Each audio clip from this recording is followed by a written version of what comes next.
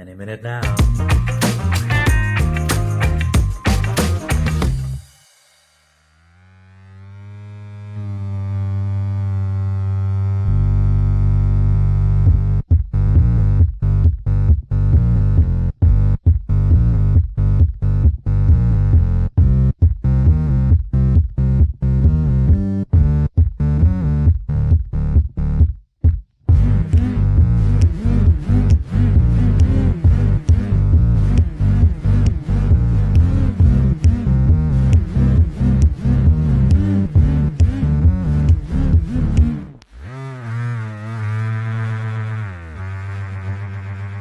Duh.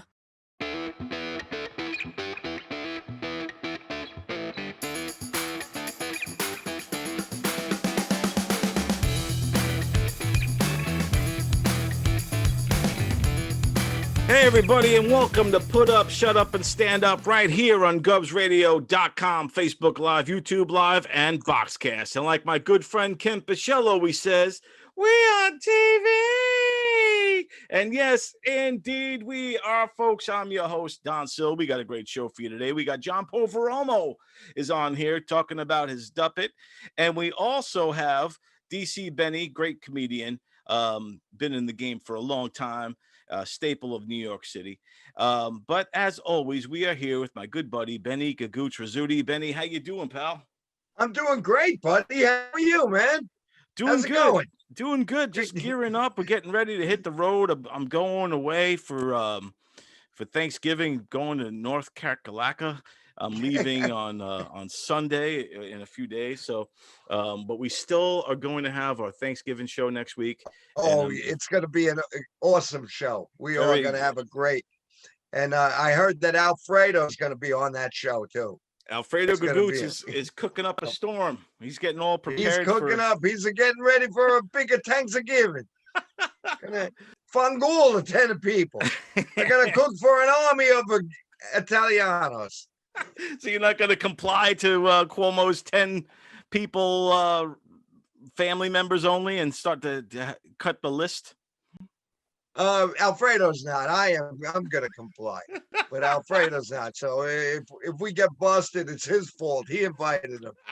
I'm not taking any credit for that. But no, it's tough times. We got a curfew now too. Yes, got a 10 o'clock curfew. We got to be in the 10. So we're getting closer and closer to the socialism. We're getting a taste of what 2021 is going to look like. But I digress. No, but I don't know. I think things are going to get. We're going to go. It's going to go back eventually. Right now, this COVID we don't know anything about it. We really don't know. People think they don't know, and it's spreading. We're spreading it. Yeah, it's starting to spread more and more. Even some good friends of ours of the show, Marla Schultz, recently posted that her and her husband got a bout of the Rona. She's fighting through it and doing well, but struggling nonetheless. She lost her taste and smell, and is having fevers, and things like that. So we wish her all the best. Marla, get well soon. Yes, I read that today.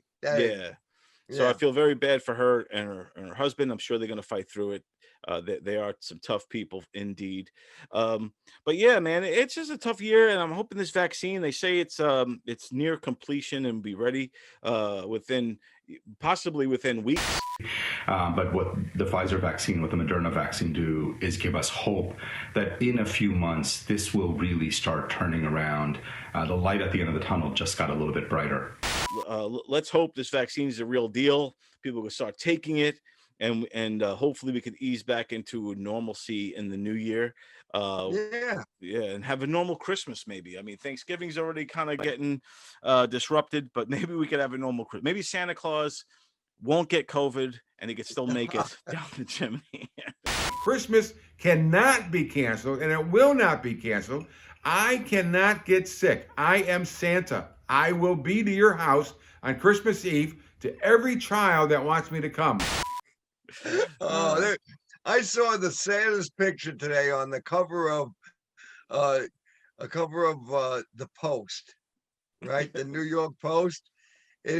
it was about the vaccine. It said all I want for Christmas, but the picture is Santa Claus encased in plastic with a shield, and these two little kids on the outside of the box. He's like in a cube.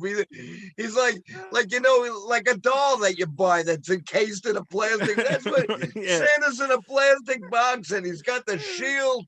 Like, Well, why do you need the shield if you're in the plastic? What are you gonna do? Some welding when you're in there? What the hell? I'll tell you what, my daughter just took my granddaughter, my little granddaughter Emma, to her first pictures with Santa Claus, and he is also. It looks like we're at a Governor's Comedy Club. The stage is like a piece of plexiglass blocking Santa from my granddaughter and my daughter and her husband, and they're. It's a nice picture. It commemorates not only Emma's first Christmas, but also a sign of these times. So someday we could look back at this and go, "Oh my God, how did we do it?"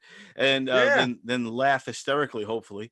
But yeah, man, that's this is what we're in store for. Even Santa Claus has to use the plexi sneeze guard.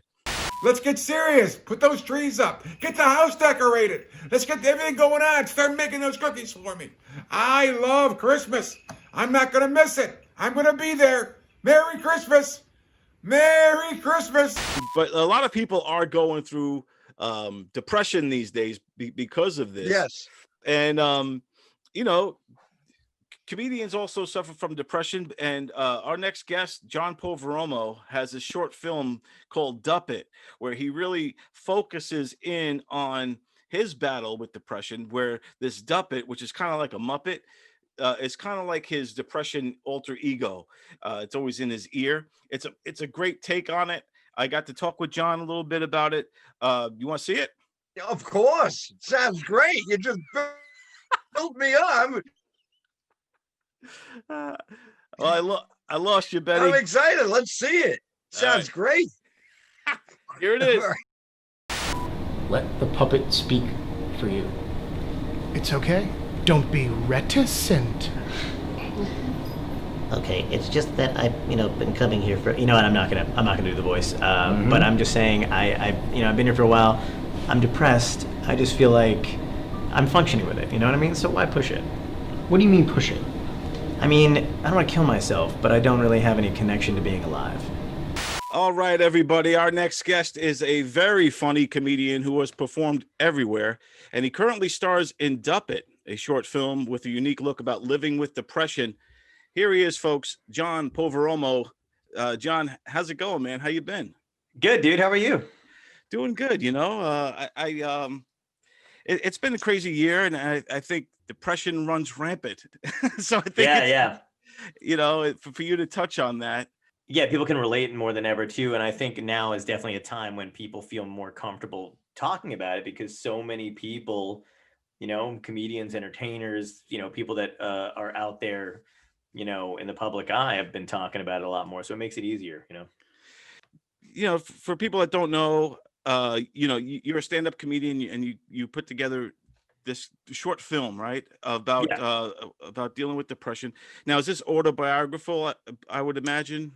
Yeah, a lot of it is. And it kind of came about because, my friend and I lived together for a long time and we both dealt with like depression in different ways and stuff and like varying degrees of it. And we were joking around about what it feels like overall. And I was like, it's like living with a shitty roommate is what it's like. It's just like having somebody there the minute you wake up in the morning, just fucking punches you in the face and then just runs down a list of everything that's wrong with you. Hey, you're almost out of money. Like, dude, it's fucking 9, man. I just woke up. Like, I'm not ready. So, and then I started to write it at the time. This is like years ago. And then I got involved with like a bunch of other projects. I moved out to LA for a bit and it kind of got put in the back burner. And then when I came back, I was looking for stuff to pitch and I thought it had always been on my mind because I was still dealing with it. And then it was heavy when I was in LA, like level depression and stuff like that too. Cause I was, by myself a lot of the time. Right. And I didn't know anybody out there. So then I kind of dug it back up and I told my writing partner about it. And I was like, yeah, do you want to get into this? Like something you're interested in? And he was like, yeah. and we both love Jim Henson, and we both love the Muppets. Hey, I'm Fuzzy Bear, and this is professional show business comedy. So the shitting roommate quickly became a dude that we were going to cast, just as somebody that people didn't really see, to a puppet. Hey, buddy. See, you put almond milk in your cereal. You know, it's not any healthier, right? It's just pretentious water you're drinking. And I had one that somebody had gifted me a long time ago, and it wasn't doing anything but collecting dust in the garage. So a buddy of mine, Greg Johnson, grabbed the puppet, and we ordered because I have a shit ton of hair. We ordered I think it was a child-size Elvis wig for Halloween, glued it to the top of the puppet's head. We got a $20 leather jacket from a kid's leather jacket from a Target. And the puppet already had glasses and stuff. So we made it look like me, and this thing just became the antagonist of the short film that we did, and it wound up going pretty well. I loved it, man. I watched it twice, getting ready to talk with you, and I love it too because look, I think a lot of people are starting to realize that that we all have depression or some form of it to some level, some more heavier than others, and it's so I think everyone who watches this could relate to this to some degree. But even when there's times throughout the short film where you really key in on it, like for instance, when you wake up and he's there, he's like, today's gonna suck. Hey, it's gonna be another crappy day. Right, right out of the gate. That's what it is. Right, yeah. The minute you open your fucking eyes, it's just, you can't help it, man. Your brain just starts. For me, anyway, that's what it was like. For me, that the form, that it took was that it was, if I was sleeping, obviously you're sleeping, but the minute my fucking eyes woke up, my brain was just like a Rolodex of just shit that you can't control. But I also love too that there is the moment too when you wake up and it's not there, and you're having this great day. Everything's going all right. You're running. He's not bothering you. And then then he just jumps out when you don't want him to, and he gets that depression just interferes with happiness. Yeah, we had like 11 minutes where we really wanted to show the varying degrees of it too, because it isn't around all the time, and you can't explain it. So for whatever reason, when it's gone, you do take advantage of those days. So you're having a good day or whatever. And then we also wanted to show that how quickly it could go away for no reason, and it just pops up. So right, it's gone. I think in the original script, there was some stuff we obviously wanted to do that we couldn't do because budget wise. Like, I didn't even really think about it in terms of making a short film. I just wanted to write the script and pitch it. But then we got the opportunity to make it into a short film. And I think that scene where he's like running or whatever initially was supposed to end with Duppet hitting me with a car. And that, like, just because it was supposed to be like, that's how fast and hard they could hit you. But we obviously couldn't. I would have taken it. I would have. You would have taken the hit for the movie. I was like, are we sure we can't do this? And they're like, oh, that's a good idea. We don't have the budget or the health insurance. Right? I have a lot of family who likes fucking, they love Trump, and I don't know how to handle that kind of shit. But we have one thing in common, and that is during the inauguration, we all felt like it was going to be the series finale of America. For different reasons. Like, for me, I was like, holy shit, they just killed off the favorite black character we had. So, you don't seem to, at least some of the stuff I watched, you don't seem to talk about depression too much in the act. So this was like a different side of you. And what was cool too is in Duppet, when you were on stage, he wasn't there, and you wouldn't let him in because that's when you're probably the happiest. Like a lot of comics, they're the adrenaline's going and nothing could get in their way. So I love that as well. For comedians, no matter what you're going through, if you're on stage, it doesn't exist. For whatever reason, once you hit that stage and the light hits you and the audience is there, you could have a fucking bone sticking out of your arm and you would still just absorb the energy, do your jokes, and then bleed out backstage somewhere. So, like, that was the concept of that was like, this thing doesn't get to follow me that's where it can't get me. Right. And so that's kind of, because when I was severely depressed, it was the same thing. It was like, I was still booking shows. I was still touring. And it was, and the entire day would be either spent in bed or avoiding people or, just not acting like myself or whatever. But at fucking 8 o'clock, I had a gig. I went to the gig. I put on a show and then left and was like, so do I want to just Google how to kill myself? Or, I was like, I want to like maybe just a little into oncoming traffic. Yeah. It is good that we can joke about these things because it is dark.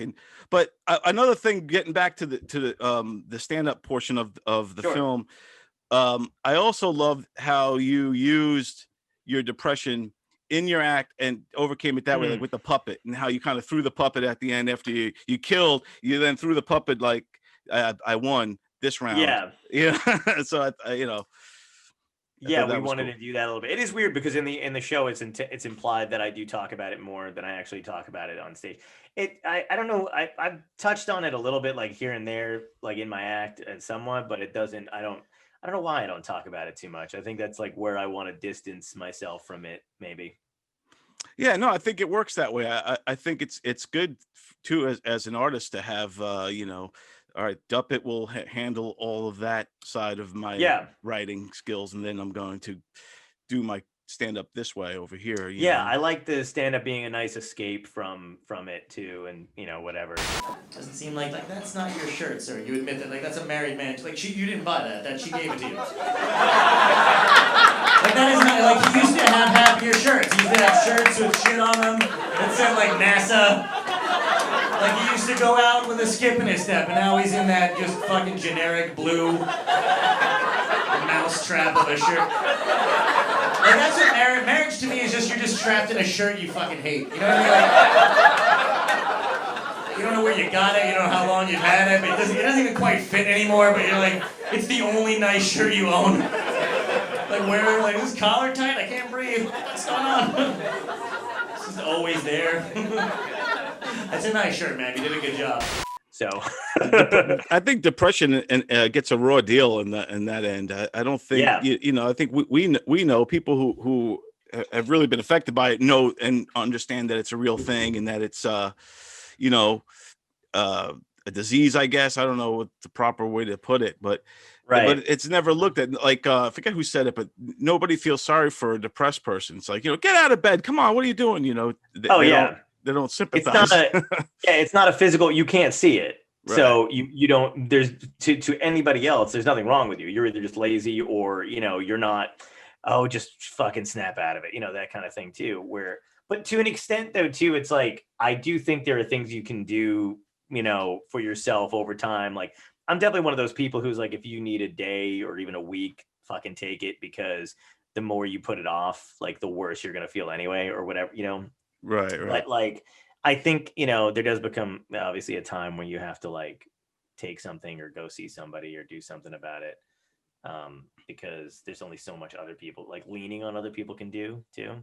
Right. Yeah. You could exhaust that person. Absolutely. You exhaust that person and it winds up becoming a real, a deal breaker for friendships there for a little bit, which is it's no fault of anybody else. But like, I've been around people who are super depressed too. And even if you're not, man, it can suck you in and you're just like, oh God, I need to, it's a thing, but people have to acknowledge it. And that's why I think that like the whole crux of the short film is basically about communication, because, once he winds up opening up to his friends, he sees they have their own Duppet. Like he winds up seeing everybody else's thing. So he's like, holy shit. So I think that made him feel less alone. Because that's another thing depression does too that nobody talks about, is that it's supposed to isolate you.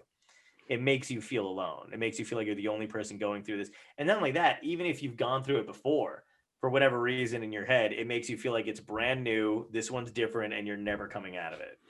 Yeah, it sometimes when I feel I'm going into it, or I feel like here it goes, I'm in now. Like you just know you're just not the same as you like to be, and then you're like, I always wonder how long is this one gonna take before I snap out of it.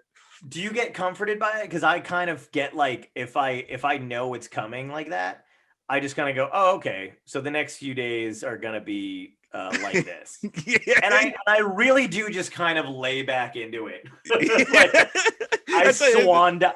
Yeah, Yeah, I like swan dive into it now. Yeah, you got to kind of savor it. Yeah, because like, it's similar. Like literally, I'm just coming out of it now. This reverie that I've been in the last couple of days, and that was what also was cathartic watching Dup It. And I think everybody should watch Dup It because comedians, most of us do have depression issues. So, but I think too, for those who don't or don't get it, it's good to watch it because not only do you see you going through it, the human being, John, but you also see what's going on in your head with the Dup It and the messages that's kind of going on in your subconscious, and how it's dragging you down, like the date that you couldn't bear to sit through, the coffee date you had to run out.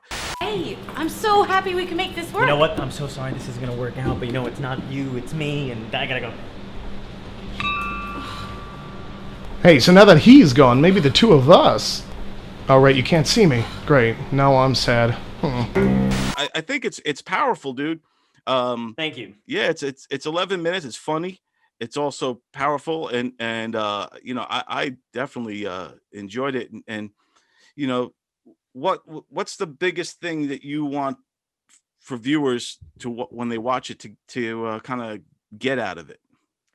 I think just to get out that they're not alone. I think that's the most important thing, is to realize that literally, like they always say misery loves company thing or whatever. Well, so do people who are depressed, because it just shows you, not that you want ever anybody to feel like that, but it just makes you feel fucking normal. Right. To know that on some level, every single person has either some kind of anxiety thing or some level of sadness.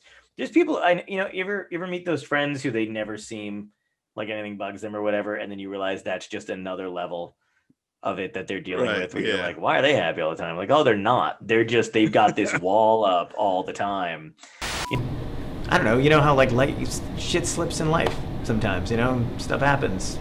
You know, it's like I'm in this huge body of water, and I've got all these little flotation devices around me, and some are, you know, your family, some of your friends, some of your career, and then, you know, when one sinks, float over the next one. And that keeps you around for a while. What happens if they all sink? The Dup It is available on Amazon and on YouTube. And John, tell everybody where people can find you and follow you and all that good stuff. Please follow me on Instagram at John Poveromo, JOHNPOVEROMO, and at TikTok, same thing, at John Poveromo, Twitter, and johnpoveromo.net is my website. It's just my name. Just Google my name, you'll find me. John Poveromo. John, thanks so much for taking the time to talk to us, man. Again, I loved the Dup It.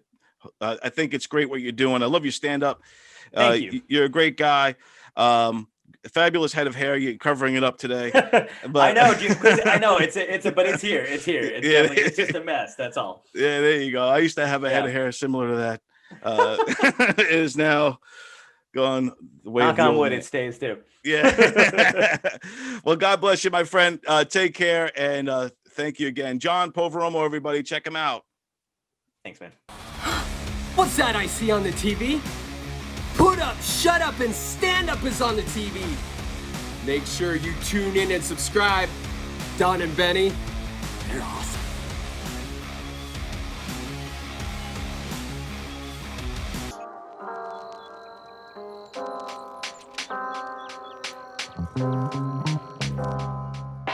How you doing? Monty Belligerent here. I haven't been on in a while. Did you notice that? That's because I was watching the erection results. You see, I took a couple of Viagra. I took 2 of them. I take 2 Viagra to see what the erection results are. And I discovered when I take the first one, I'm able to pee straight into the toilet, because sometimes it pees on my, on my feet, or it shoots different ways, But the first one, right in. The second one, I don't know. That doesn't do anything. I don't do nothing with it because my wife, we stopped that a long time ago. We don't do nothing.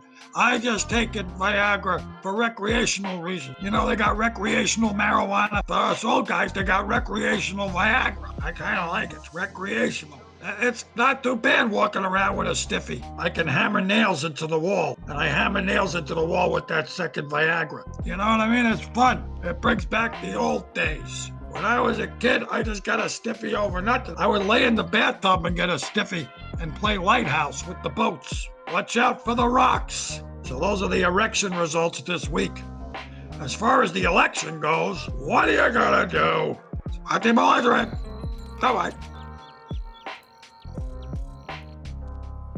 Hey, this is Joey Petroni. Tune into GOVSradio.com and check out the new show by Don Sill.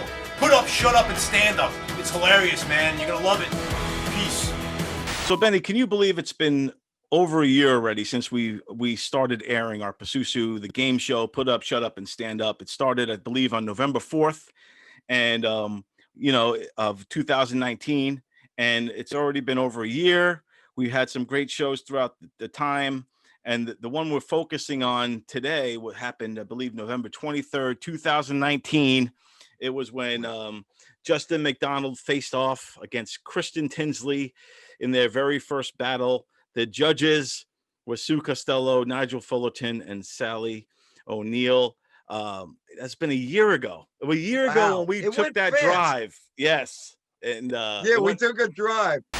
Hey, what's up, everybody? It's your boy Don here with you. We got Sue Costello. Hi. And Benny Rizzuti. Hey, how you doing? We're getting ready. We just drove all the way from Astoria, Queens. So far. And we are ready to rock the show. So tune in 6:45 to see the pre-interview with Sue, and then 7 to 9 for the put down for the put up, shut up, and stand up. Yeah, I met you at GOVS parking lot at like 4:30. We drove out. It took us a couple hours to get there. We got lost a time or two. It turns out I was standing on the wrong corner. Yeah, waiting for her. Well, it turns out Astoria, Queens is crazy. I didn't realize it was nuts like that. The roads. I kind of grew up there because I have a few uncles who lived in Astoria.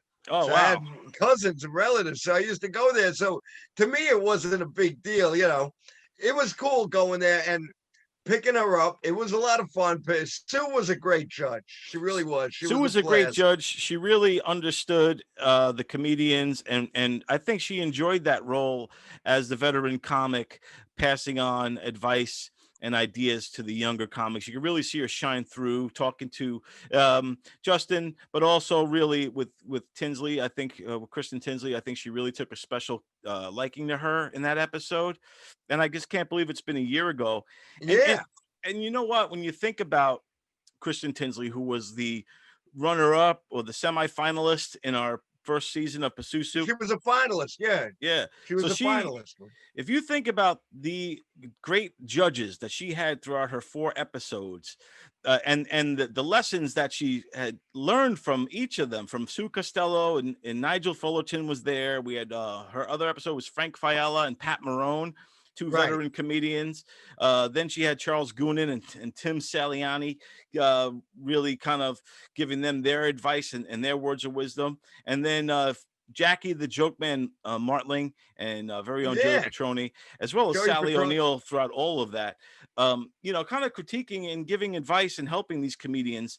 And I think if you take all of those lessons from Sue Costello all the way down to Jackie the Joke Man Martling, and to have that kind of one-on-one and that kind of attention from those caliber comics, I think that goes a real long way. And I think that's some priceless stuff that these comedians were able to get out of the show.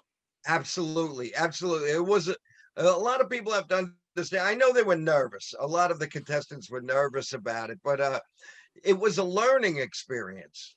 It was really a learning experience for young, new comics. And when you see a comedian comics that were new to the scene and stuff, that they got seasoned veterans who as you said, took an interest. And I remember that Kristen had a bond with Sue Costello in a way. Sue Costello was able to see Kristen's persona, and she knew the kind of material, and she gave, because I remember another episode that Kristen was on when she was in the finals, when we were doing the playoffs, more or less. some judges, I won't mention names, gave her some advice, and she was like, no, that's not good advice for me, she said, because I might have said it just to me in the back room. She was like, no, Sue Costello knew what I was. And Sue gave her advice that she held on to. Yeah, I That think she I used. think That that was happened more for valuable. And yeah, I think that happened for a lot of the comedians. I think that they all take away a lot of lessons that they used in their comedy, and I think I would say 99%. There's always that 1% that probably didn't learn a thing, but if I say 99% of the comedians that were on the show, all came out better comedians than they were when they came in. And if you watch Kristen Tinsley, who I think is hilarious, I think she was hilarious on day one, and I think she was hilarious in the finals. But if you look at her arc, you could see that she was a better comedian show after show after show. And Yes. and you know, it's a testament to what we're doing. It's a testament to her as an artist, and it's a testament to our judges. So I just think, you know, and it was the birth of the dick bumper. The dick bumper, Benny. The dick bumper, that's right.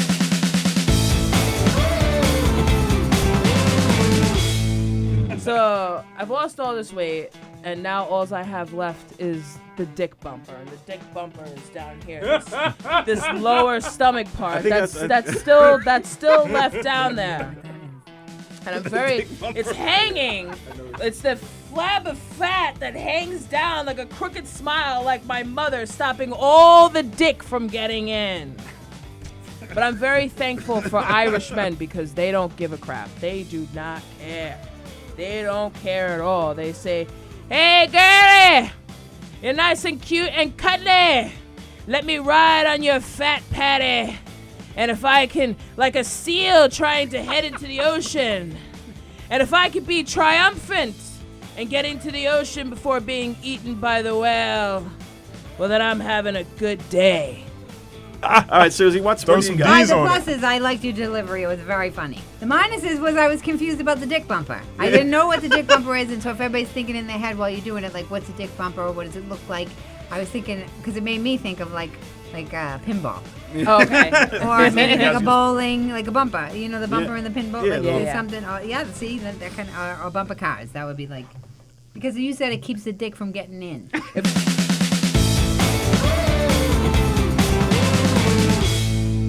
So what's going on with Rodney Dangerfield? I know he's from Babylon. That's where he was kind of born and raised. Yeah, right he here. was born and raised in Babylon, and they want to erect a statue. That's that came awesome. out. They have an artist's rendition of it that they computer generated what the statue would look like. That's I think it's just the coolest idea. I think that there are a lot of Long Island celebrities. You know, a lot of people who I think grew up Rodney here. deserves it. I think they want to put it in Argyle Lake, right where we just were a couple weeks ago, a couple shows ago. We were at Argyle Lake, beautiful lake, beautiful part of Babylon. What was it, Babylon Township, right in this middle of there, or Babylon Village, because you got West Babylon, North Babylon, you know, and this is Babylon Village, Argyle Lake, a very beautiful part there. I would go there a lot just to see that statue of Rodney Dangerfield, Long Island's own legend in the game. Did so much for comedians. Yes. Awesome Had guy. his own club, did a lot. Like you said, did a lot for comedians. Very funny man. And what would be great is he would be surrounded by ducks. There are ducks over there. And you remember in Caddyshack, he farted and he was like, who stepped on a duck? Oh, somebody stepping a duck? This is awesome. I'm hoping. So we got to sign a petition, right? They want signatures for this petition. Yeah. Oh, yeah. I'm going to sign for Rodney Dangerfield. I think it's absolutely awesome. So I'm going to put the website for everyone to get the petition, so we could all sign this petition. I think the guy needs like 3,000 signatures to try to get this statue made and put on Argyle Lake in Babylon Village. So let's do that, everybody. Sign up. Sign up now. We're going to leave the link. The link will be in the body of, it won't be in this chat, but it'll be in the body of the print of the published piece that will be on YouTube. Just check it out and you'll see the link. So yeah, and you know what else you want to do after you sign the petition? You want to join the link for YouTube. for Put Up, Shut Up, and Stand Up on Yes. YouTube. Subscribe to us while you're at it. That's a great Subscribe, idea, baby. I came up doing comedy in New York the old school way, in dark little smoky rooms. These crowds that just came to laugh because they needed to laugh. When we were doing this special, we wanted to capture what that was like. And that's what this is. Ladies and gentlemen, Mr. D.C. Benny.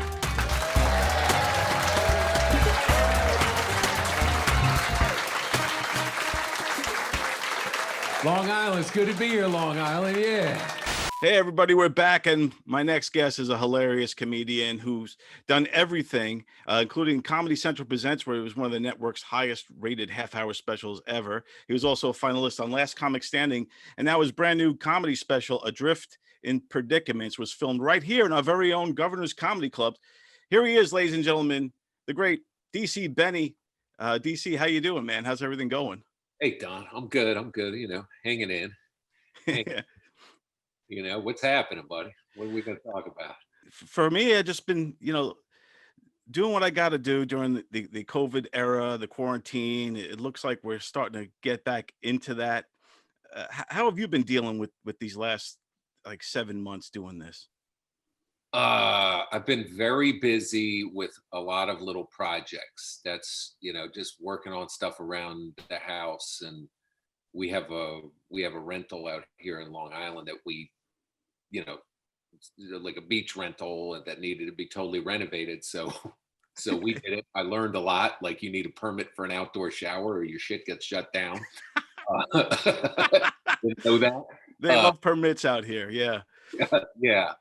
And I've just been, trying not to go through comedy withdrawal, stage withdrawal, man. I mean, I've been also posting a lot of videos on YouTube, like sort of long chunks of stories that I wanted to work out on stage. So they're kind of raw and unfinished, and but it's something. It feels like I'm doing something, and the stuff that I wanted to get to. There's a lot of stuff that I wanted to get to, and now I have all this time to get to it.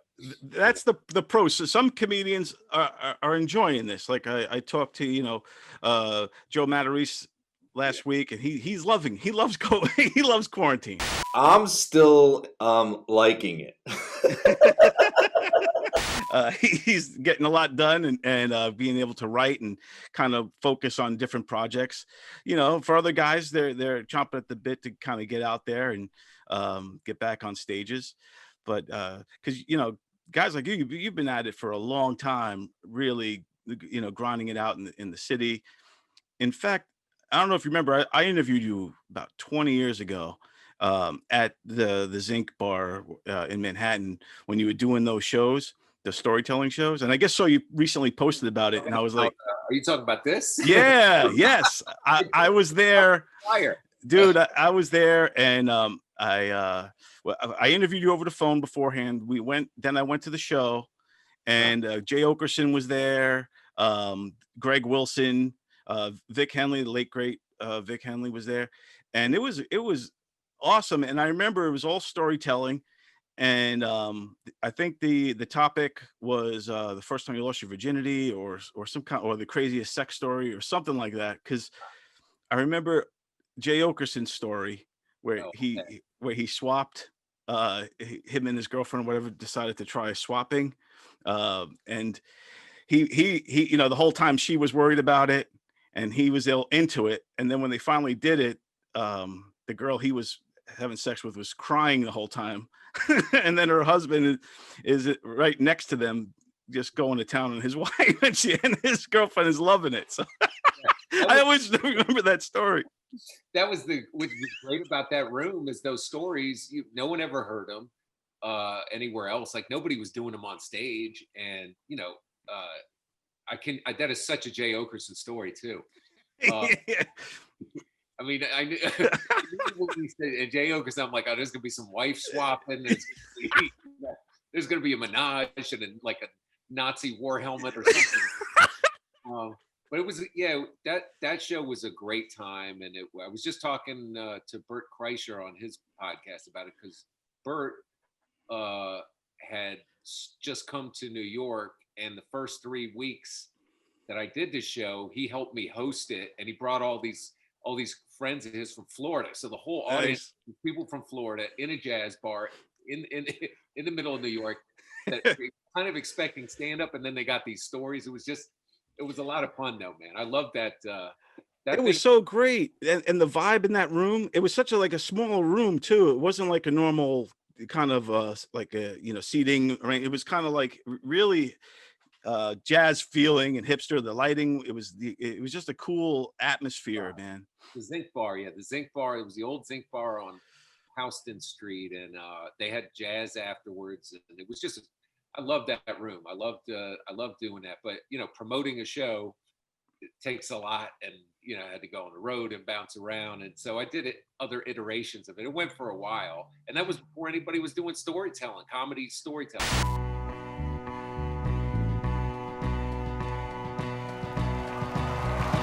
Live from New York City.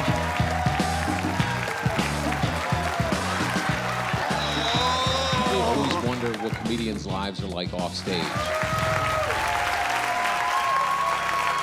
That we were. I mean, that was like the first of it, and now you definitely started that whole thing because like I said, I was covering stand up back then for like Good Times magazine in Long Island. I was doing writing here and there for different stand up upstart magazines and stuff, and that's how I got in touch with you back then. And then through the years, you see like this is not happening like on Comedy Central, and I'm like, I swear to you, dude. And I'm not trying to stir you up or anything, but when I first saw that show, I actually looked for the credits because I was like, shit, man, his show finally got there. And that's just BS, dude. More power to the dude. What happened was we shot a pilot of Urban Myth and took it to Comedy Central. And they told us that their audience didn't have the attention span for stories. And then yep. And then this is not happening. But the thing is that I can't bitch about it. It's like a network wants to work with who they want to work with, and that's what they did. They wanted to work with Ari, and so that's what they did. I can't. It's not like the first time it's happened. It won't be the last. But we did. Our show was the first one, and it was great, man. I loved doing that thing, and I'd hoped it would somehow find its way onto a TV, and God, man, the people that came through there. I mean, Ben Bailey, Robert Kelly, Gaffigan even came in, and wow, cool. Tony Woods, Mike Epps. I mean, I go down the list of guys. It was great, man. It was a great time. That was such a great time. It feels like for stand up too. It was like the early 2000s, the late 90s, early 2000s.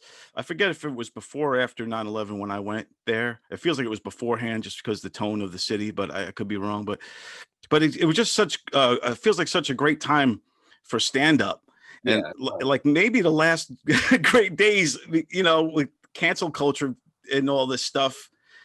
I wonder if there'll ever be that kind of like comedy. I wouldn't call it that the Renaissance. I think the Renaissance was probably 70s and 80s, but it was a great time for comedy, man, especially in Manhattan, in the city. It was great because I mean I remember bouncing from the Cellar to the Boston to the all these little rooms. Then I had that. It was just like the Bermuda Triangle of comedy. It was just everywhere you go. There's these little places popping up, you disappear into them, you do your thing, and it was the cancel culture now. I mean, much has been said about it, but I do feel like there's going to be so much of a reaction against it sooner or later. It's just, people want to laugh. You don't want to be told what to laugh at, and I was posting something the other day, like a picture I posted. Somebody texted me, was like, hey man, you need to take that picture down because someone's gonna get offended and whatever. And I had to sit for like 45 minutes and be like, why someone's getting offended by this picture? But I just don't need it now. I don't need the headache of it all. Everybody, it's gotten very sensitive. It was very sensitive now. The comedic climate, everything's very sensitive. People send emails, I get offended. I get offended. It is a crazy time. That was a great kind of renaissance, for comedy, where it was just no holds barred. I mean, the roasts back then. Man, God, the roast I did, Barry Katz's roast, Rich Voss's roast, Patrice O'Neal's roast, like doing all those. There was just no punches pulled. This comes after a court case you may have heard of late. Barry's 5-year contracts have been accused of rape. A husband and a manager, 2 jobs. What's the trick? Hey, Mark Maron has 2 jobs. He's simultaneously an asshole and a prick. They were brutal, and that's it was, and you knew going into it that's what it was going to be. Those were great days, man. They were great days, and I hope it gets back to that. I hope we can get back to that, man, because like even with your kind of style of comedy, just doing the characters, and your characters do lean into stereotypes, and they're funny, and I just was watching the Great Habibi and stuff like that.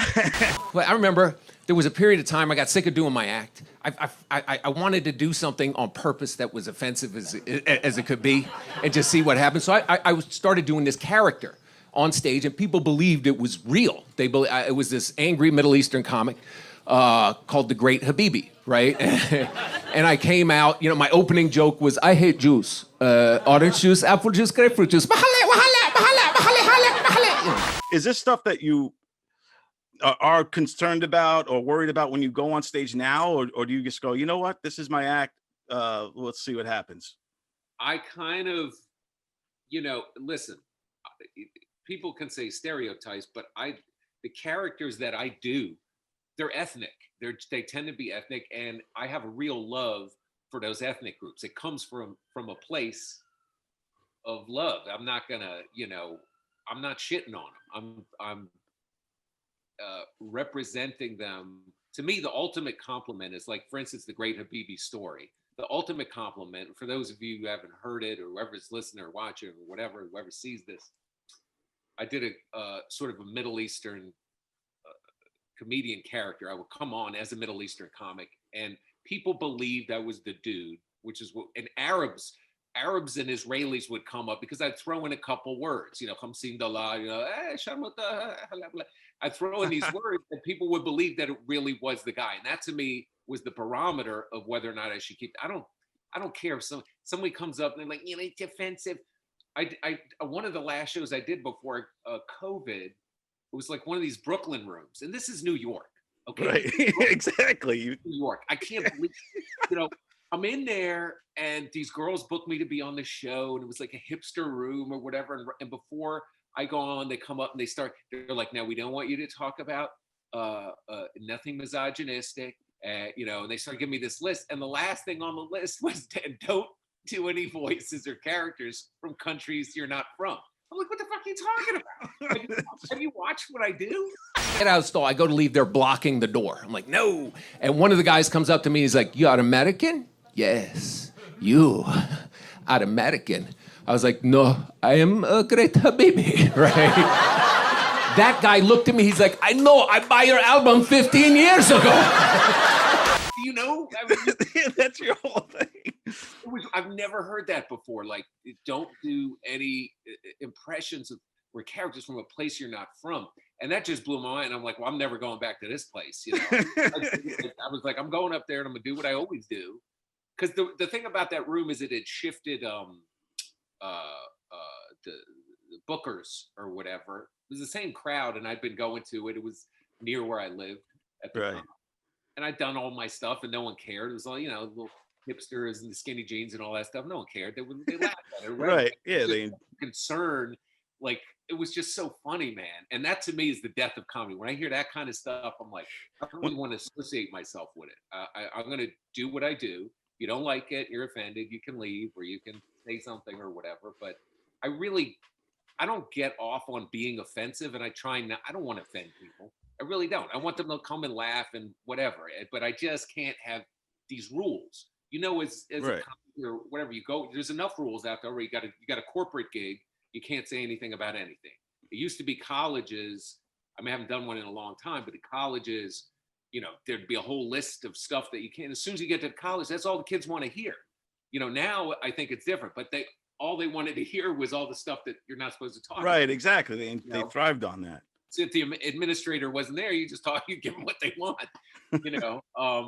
but I think it is I haven't been on stage in so long. I've kind of, I'm in this bubble here with it. I wonder, it just surprises me that New York is they have a stick up their ass so much about this stuff, and then I go to other parts of the country and it isn't so much like that, or it has over the last year. That was my feeling. I feel like New York being the mecca of stand-up, the cancel culture wouldn't be as prevalent because there's so many, just everybody's forced to be together, but just this it's there so much. It's crazy. Then I moved to New York. I moved to Brooklyn, and my neighborhood was hostile when I moved there. Like this 30 years ago, the first day I'm there, I get in a confrontation, with this guy. I ought to bust your face. I ought to bust your face. You stand on my block, you don't show no respect, you look in my eye. I ought to bust your face. I was like, look, officer, I'm just trying to. It is crazy because I was thinking too about like guys like Bob Nelson, whose act was that whole football thing, and he would go through that, the United Way, and he'd do all that. Football in my life. I love football. You see me playing football on the football field with a football. I'm like, I don't know if because he still does the same stuff, and I'm like, I don't know how that is going to go over in this culture anymore. But but to your point, yours characters, like I love your uncle-in-law too, the racist uncle-in-law. We had a party, and we invited our friends, all different shapes, size, colors, and we invited him, which in retrospect was kind of a mistake, because he showed up and he kept trapping people in these conversations, there'd be one of my white friends and he'd have them on the wall and he'd be like, you see, you feel that way because you're white. White is without color. See, white people came from the ice. Brothers came from the sun.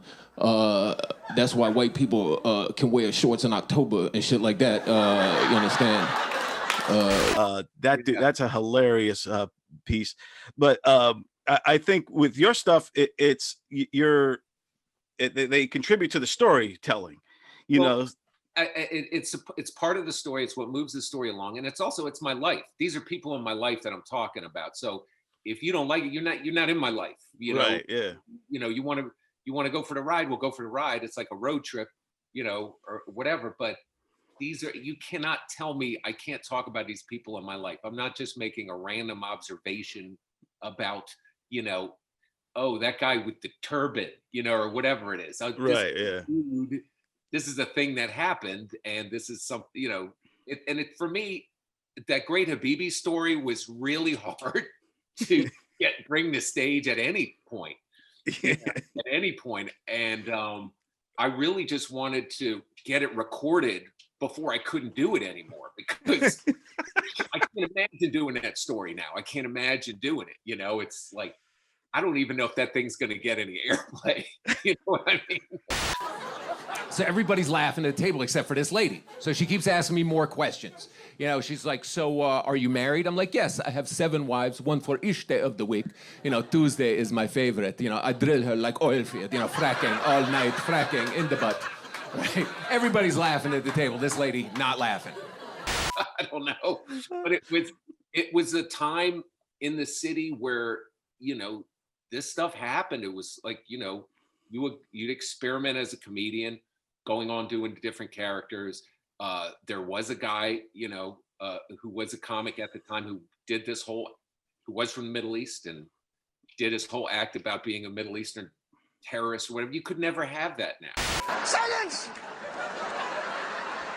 I kill you!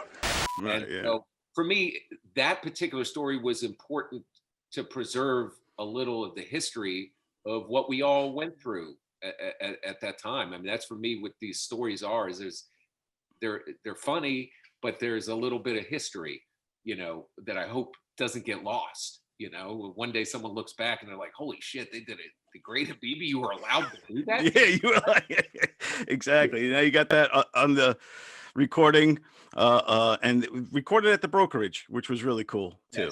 Yes, recorded at the brokerage, indeed. you know, and I don't think anybody got offended by it that I know of, you know. No, everyone was digging it. It's a hilarious story. So she's like, let me switch gears a minute. Now, one of the concerns here is language. One of the concerns is language. If there's going to be a language barrier, are there phrases that are different, like your language and culturally with our language? And I was like, yes, like the phrase camel toe. You know, in my country, it's not insult, it's compliment. It means your vagina have the strength of 1,000 camels. Right? You know, and to me, like this whole, you know, cancel culture thing, I just wanted to like go away. I think when you start to mess with comedy, which is the last kind of voice that is honest, that, you know, could tell society, hey, look, here's the mirror, look at yourselves. If you start taking that away and not allowing that, I think we're really in for it, man. People don't like to hear the truth, you know. They really don't. They like to create and you know, my truth is not going to always be someone else's. But the thing is, if I can't do comedy the way I want to, I'm not going to do comedy. So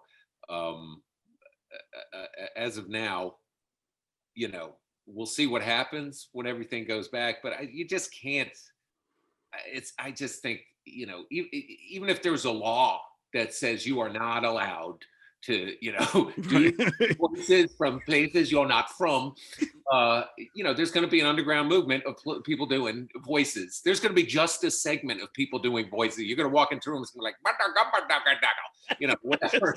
Everyone's just free to do it.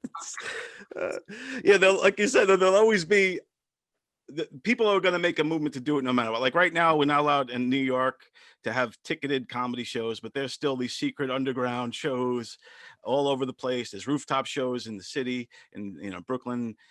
There's basement shows. People are finding a way, no matter what. You can't stop people from, you know, doing what they want in a way, or you know what I'm saying? So, and that's the thing with this cancel culture. You know, I was talking a while ago to Tom Dreesen, who was like furious about cancel culture. It was great to see him actually get fired up like that. I dare, anytime somebody comes to me with politically correct bullshit, you know, I tell them, I mean, I get angry when I even speak about it. Right. Who are you? You know, who are you? We keep apologizing to you and we don't know who you are. We know who the Republicans are. We know who the Democrats are. We know who the Independents are. We know who the Kiwanis, the Moose, the Elks are. We know who the Ku Klux Klan is, but we don't know who you are. And we keep apologizing to you. You know, it's BS. But he's like, who are these people? They have no face. Like, who's the leader?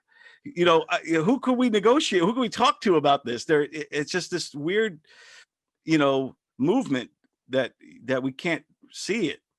We just feel it, you know, the impact. Well, a lot of it's because there aren't faces, because so much of it is on the internet. It's so much is on Twitter and Instagram and here, that you never have to meet the people who are the representatives of the cancel culture. They can just nullify your life's work. Right. I you know, I mean, even like, okay, so I'm on this show, Supermarket Sweep now.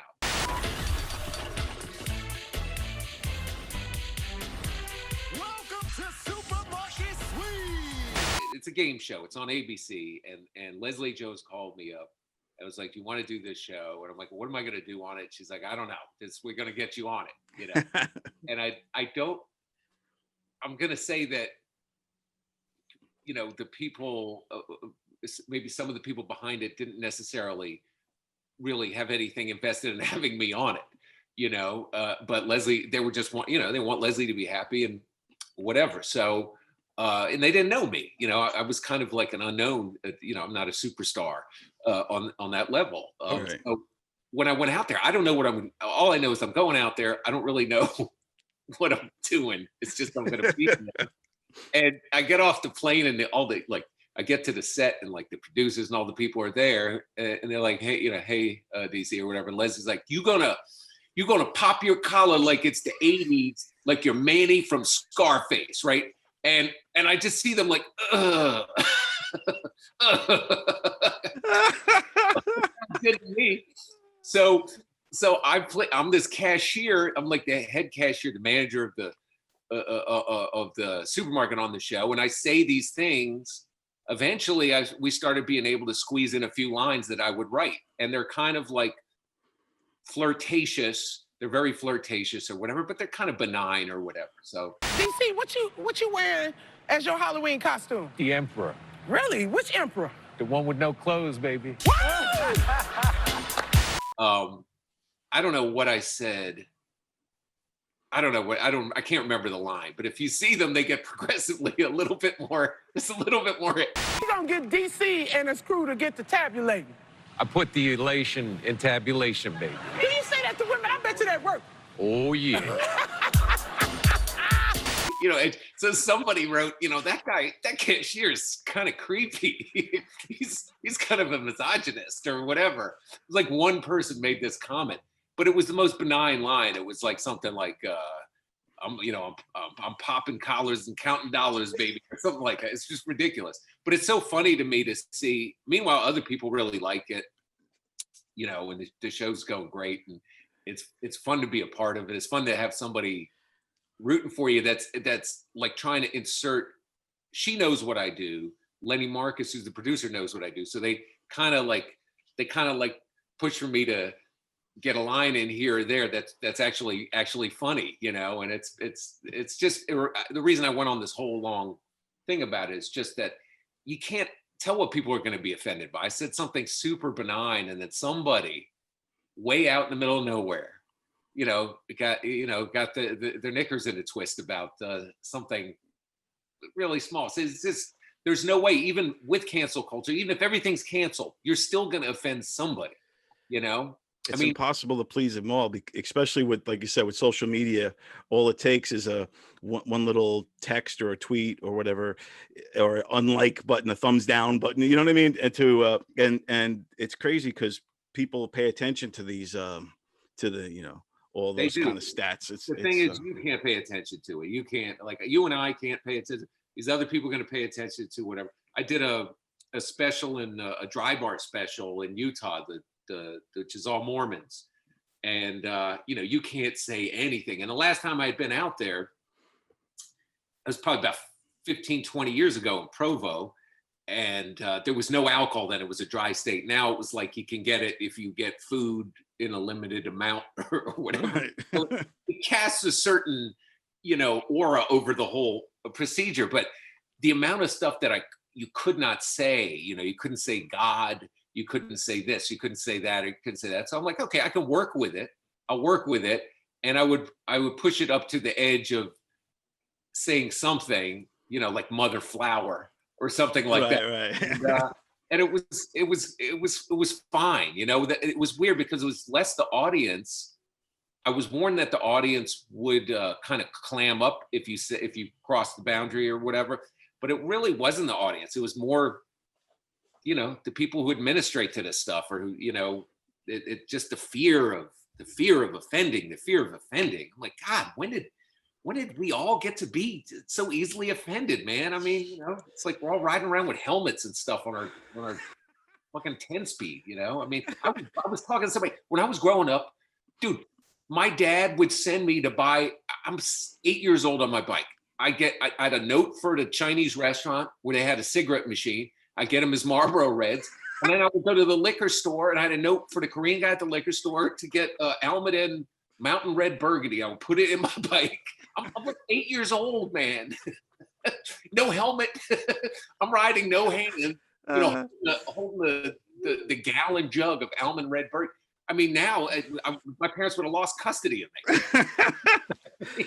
It's crazy times, man. But we need comedy more than ever, and and that's why comedians got to stay the course. We can't give in. We can't. You can't be submissive to these outrage specialists, these SJWs.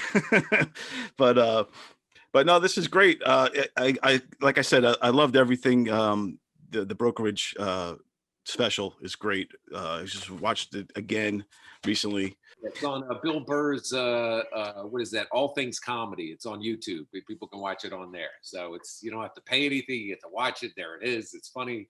It's all black and white. It's old school, man. We did it with I'm not out there with leather pants and a DJ and backup dancers in a theater. It's just like in a club with a dude with a mic, and that's to me what comedy is, you know. Exactly, it's real. It feels real, and that's what I love about it. I'm like, dude, I don't understand. He's like, you know what? I'll tell you what it is. This is because you're Jewish. That's what it is. See, the Jews, what they do is they miscommunicate. You miscommunicated the potency. That's what Jews do, and that's how circumcision got invented. It was a miscommunication of agriculture advice from God to Moses. God said, tell them if they want them to grow, they must chop the tops off the crops. Moses said, chop the tops off and that's what happened. That's how it went down. So just tell everybody where they could find your stuff, where they could watch Adrift in Predicaments and all that good stuff. Okay, so here's the crucial stuff. Adrift in Predicaments, the special is on All Things Comedy's YouTube channel. Okay, I have my own YouTube channel and I post up raw stories almost about every other week. So they're adult bedtime stories, and I post up stand-up clips and things like that. I'm the real DC Benny on Instagram, and I teach a comedy class, comedy storytelling at Manhattan Comedy Institute. So that's a lot of fun. 6 weeks, and we work out stories, and there's comedians and people who aren't comedians and whatever, and it's a lot of fun, and I enjoy doing it. So all those things are there. Hopefully you guys will check out the work, and more of it's coming. And it was good seeing you, Don. Be safe. Let's get through it. Let's get back out there and make people laugh, man. That's what we do. Yes, indeed, my friend. It was great to see you. Thank you so much for doing this, and I appreciate it. DC Benny, everybody. Thanks, man. All right, everybody, we're back. What a fun show, Benny. What do you think, man? That was a good one. Oh, it's awesome. DC The show Benny was awesome. I wish we were outdoors. So you and I could have fun. But we're in. You got me out of bed for a change. You're not in bed. I was very happy about that. And plus, it's been such a rainy, crappy week. It's probably beautiful out today, Wednesday. But what the week leading up to this, just was rough. But I do want to say thank you to everybody. Thank you to John Poveromo. Thank you to DC Benny for being on the show. Thank you to everybody who contributes. From Stevie GB to Benny Gaguch, Rizzuti, Sherry Poland, Joey Petroni, et cetera, everybody. Thank you so much. And please subscribe to our YouTube page. And we appreciate it. And share away and let the world know that we exist. Put up, shut up, and stand up. And we will see you again next week. Benny, as always, you're awesome. No, buddy, you're awesome. No, you're awesome. You're stupendously awesome. Peace, everybody. Peace, brother.